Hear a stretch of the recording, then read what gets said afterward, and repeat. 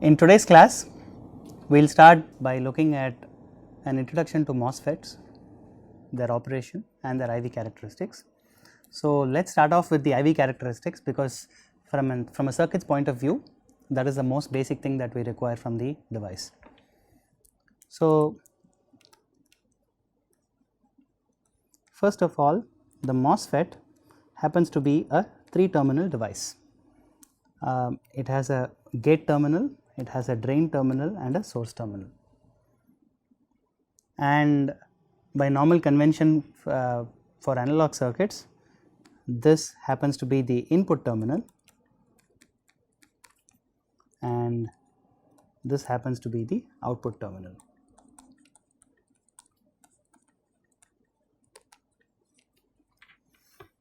Now, it so happens that the MOSFET has a gate current, that is an input port current, that is 0, especially at low frequencies, and therefore, there are no input characteristics for the MOSFET. In other words, Ig versus VGS need not be plotted, because it is the gate current is just 0. We will plot ID versus VDS, but now remember that the drain current may be a function of both the drain source voltage and the gate source voltage. So, we will plot in this form.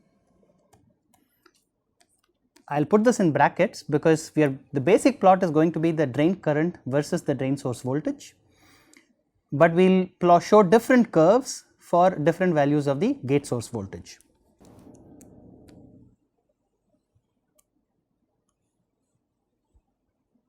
So, this is your basic plot, and just a reminder that for good amplification, to create a good amplifier using this MOSFET, you want the drain current to be a function of the gate source voltage only, and it should not change with drain source voltage, and therefore, what you desire is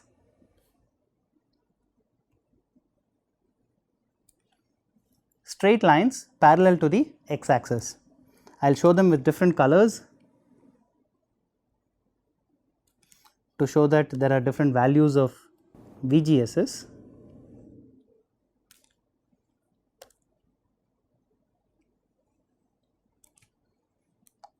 Okay. And so, this is some VGS1, this is VGS2 which is greater than VGS1,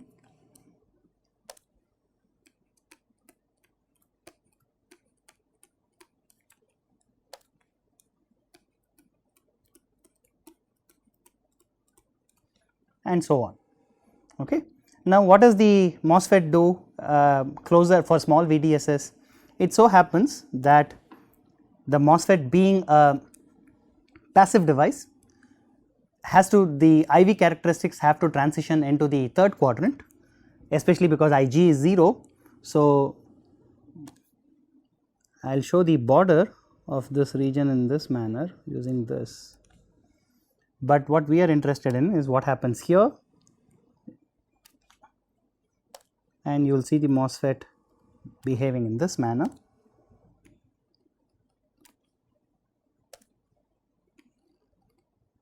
And eventually it will transition into the third quadrant, but we do not have to worry about that for the purposes of these plots. So, this shows the IV characteristics of the MOSFET, and we will note that to use it as an amplifier, we will always use it in this region. In other words, we will use it in the region where the IV characteristics, that the drain current is not a function of the drain source voltage, it is a function of the gate source voltage only. So, now we can go ahead and start writing the current equations of the MOSFET. So, primarily there are 3 separate equations for the current. Of course, the gate current is always 0 for the MOSFET. So, there is no problem with that. Now, if you look at the drain current, there are 3 major regions. So, I will show them like this, maybe I will move this here.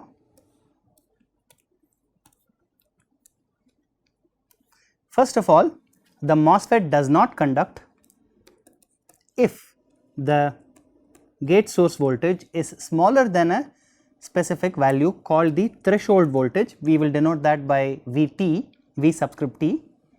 Okay. So, if the gate source voltage is smaller than the threshold voltage, the device does not conduct. And now, if the gate source voltage is larger, the device starts to conduct, and now it has two distinct regions. So, the current is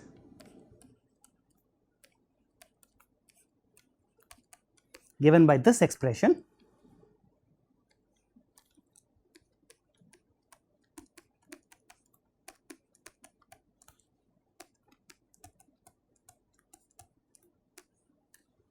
So, if the gate source voltage is larger than Vt and the drain source voltage is smaller than Vgs minus Vt, okay, then the drain current has this expression. It is mu n C aux W over L times Vgs minus Vt times Vds minus Vds squared by 2. So, clearly in this region the drain current depends on both the gate source voltage and the drain source voltage, and this represents this region of the device characteristic. The third region is given by the following expression.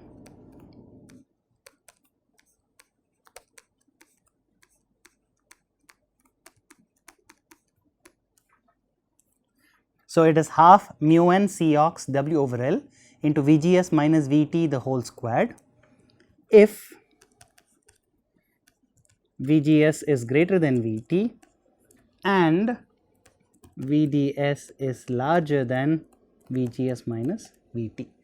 So, clearly if the drain source voltage is larger than the difference between the gate source voltage and the threshold voltage, the drain current is a function of the gate source voltage only, and we are going to use the MOSFET as an amplifier in the third region. This region is called the saturation region of the MOSFET. So, I will show that here. It is called the saturation region of operation, and this region is called the triode region of operation. And as you can see, MOSFET transitions between the triode region and the saturation region depending on the value of the drain source voltage and the gate source voltage. We have seen the behavior of the currents and voltages, we have written down the expressions. So, this nonlinear equation represents the dependence of the drain current on the gate source voltage in the saturation region and will decide the operating point of the MOSFET. And remember, the operating point of the MOSFET is used to calculate the small signal parameters of the MOSFET. This is something you would have learnt in the previous course, the more basic analog circuits course. So, from the operating point, okay, you will derive the small signal or incremental parameters and the small signal model of the MOSFET. So, now let us look at the small signal model. So, if you look at the MOSFET simply as a 2 port,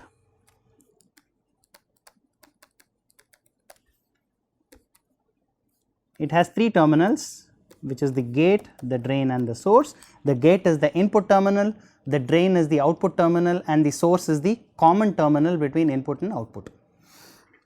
And therefore, this can be represented by the small signal Y parameters.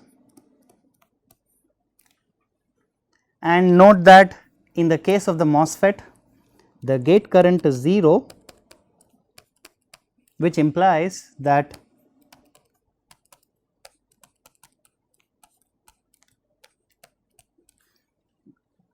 Y11, which is dou Ig by dou Vgs, is 0, and Y12, which is dou Ig by dou Vds, is also 0, because the gate current is just 0.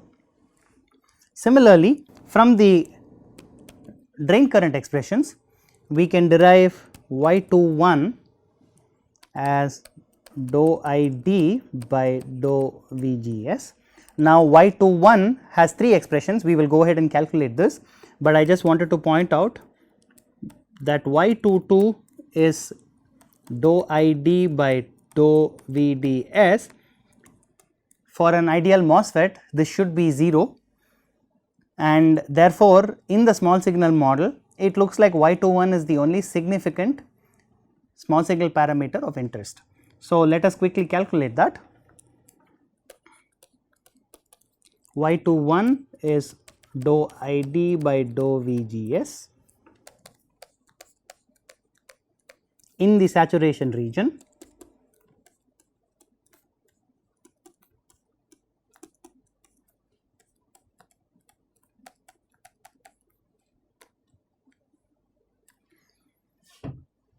So, let me make a small simplification here to ease the flow of writing.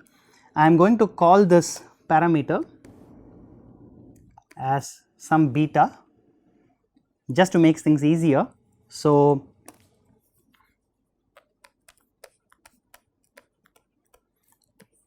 since these are device parameters and geometric parameters, I can write this as beta over 2 times VGS minus VT the whole square,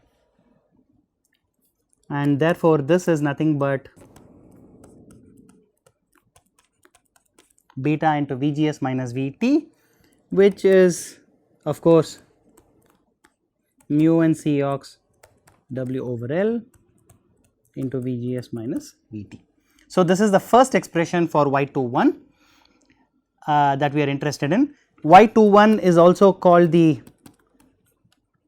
transconductance or GM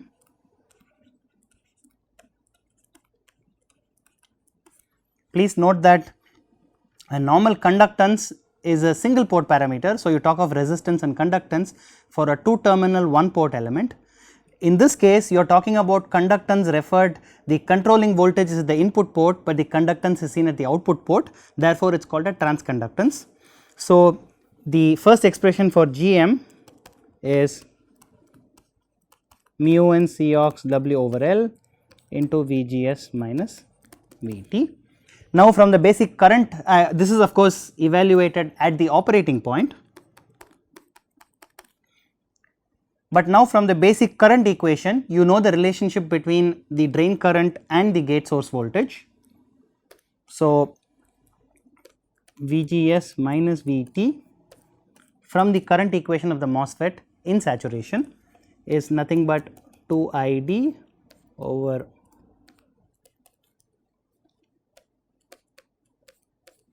W over L placed under the square root sign, and therefore, so I will call this expression number 1, and so now from this you can replace the expression for VGS minus VT inside the GM equation.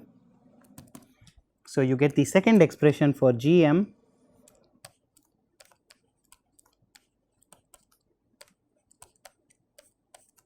into IT.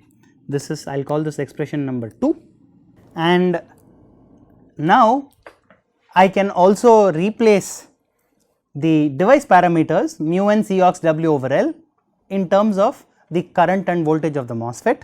So, in other words, I can say that mu n C ox W over L is 2 ID over VGS minus VT the whole squared, and therefore, I get the third expression for GM, which is 2 ID over VGS minus VT. This is the third expression for the transconductance of the MOSFET, and of course, all of these are evaluated at the operating point.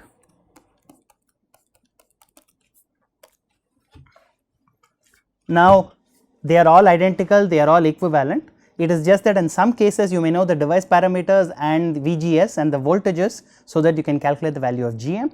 In other cases you may know the drain current directly, In other cases you may not know the device parameters, but you may know only the drain current and the gate source voltage, and therefore you should be able to calculate the transconductance of the device. Now, having said this, we have to go back, and I would like to point out that even though we said that for an ideal MOSFET Y22 should be 0, it turns out that for a real MOSFET it is not exactly 0, and it turns out that if you measure the IV characteristics of any MOSFET,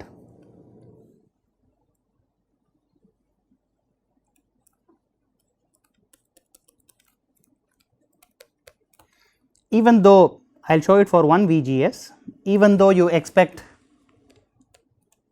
the drain current to be independent of the drain source voltage, the actual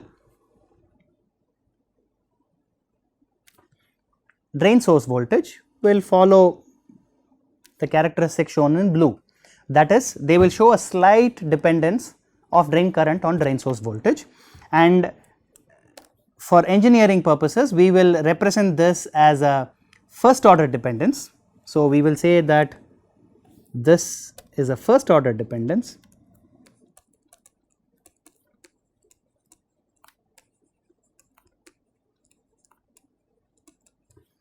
and we will modify the expression for the drain current in the following way.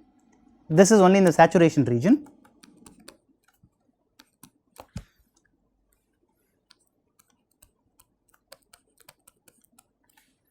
So, this was the original expression. We will now add a small dependence on the drain source voltage. Please note that ideally lambda should be 0, but in general lambda should be very small, so that the dependence of the drain current on the drain source voltage is small. Now, what does this mean for us?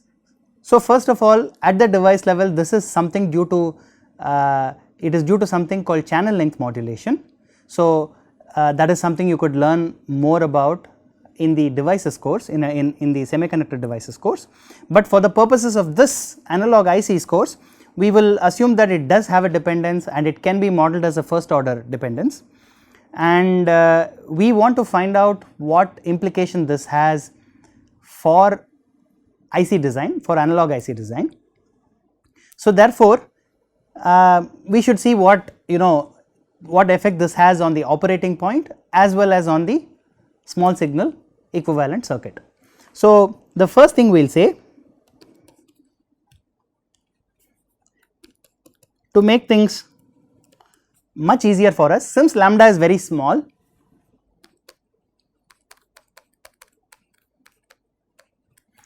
we will assume that lambda is equal to 0 only for the operating point calculations.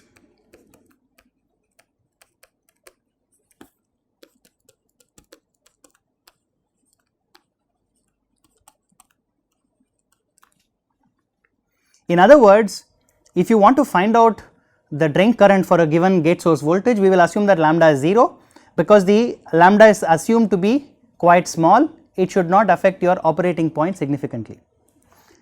In that case, why even use a lambda? The reason is, even though it may not affect the operating point calculations, it will still affect the small signal model.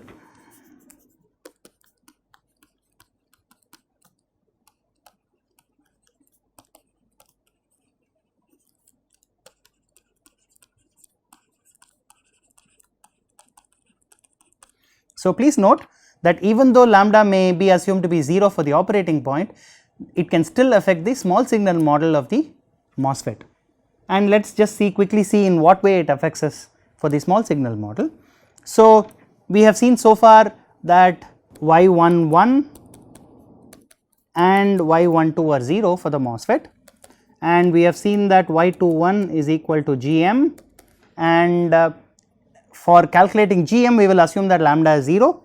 Okay. So, I will write down the first expression that we wrote down, which is mu n C aux W over L into Vgs minus Vt. So, the value of Gm does not change, but we still have the fourth parameter, which is y12, which was originally dou id by dou vds.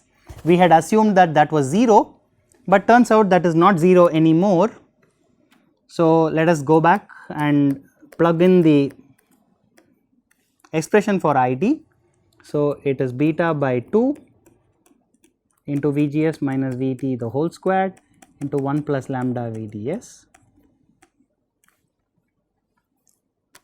This is beta by 2 into Vgs minus Vt the whole squared into lambda. I am sorry, this should be y22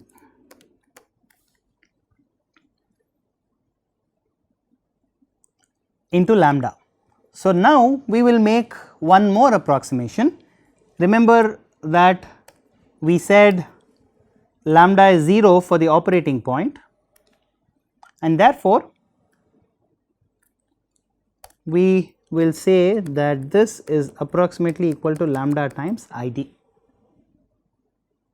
Okay. So, the approximation we are making is that the expression for lambda is so small that id can be approximated to this expression alone.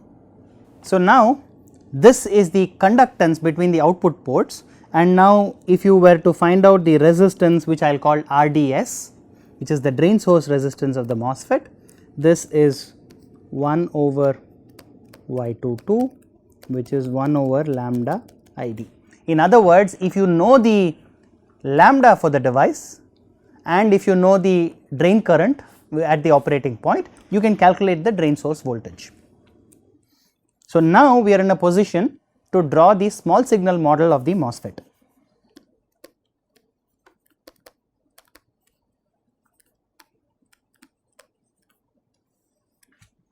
So, clearly I am going to take the source terminal as the reference terminal between the input and output ports. At the gate, the device is an open circuit, and on the drain side you have two parameters of interest. One of them is Gm times Vgs. Note that the voltages and currents we are talking about are now the small signal currents and not the total current. So far in the device equations we were writing, they were the DC currents or the total currents. Now we are talking about the small signal currents alone. So, this voltage is Vgs. Apart from this, you also have the drain source resistance RDS, and this voltage is the small signal drain source voltage of the MOSFET. At this point, we need to move ahead and look at some how the MOSFET is constructed in modern ICs. So, we will stop here for this session and start from the MOSFET device geometry from the next class.